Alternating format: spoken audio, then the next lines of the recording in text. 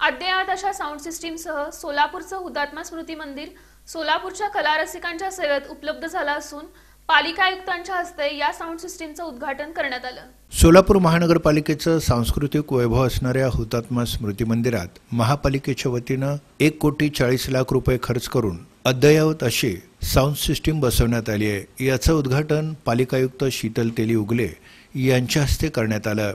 या प्रसंगी अतिरिक्त आयुक्त निखिल मोरे, संदीप कारंजे, उपायुक्त मच्छिंद्र घोलप, सहाय्यक आयुक्त शशिकांत भोसले, ज्योती भगत, सहाय्यक नगर रचना संचालक संभाजी काळे, मुख्य लेखापाल रत्नराज जेवळीकर, मुख्य लेखा परीक्षक रुपाली कोळे, स्नेहल चपळगावकर, कार्यकारी अभियंता विद्युत राजेश परदेशी, उपअभियंता महादेव इंगळे, राहुल जगताप, निखिल यादव, बोस कंपनीचे अनिल गिरमाजी, हुतात्मा स्मृती मंदिराचे व्यवस्थापक प्रदीप जोशी, शिवकुमार धनशेट्टी, कल्याणी बिराजदार आदींची उपस्थिती होती।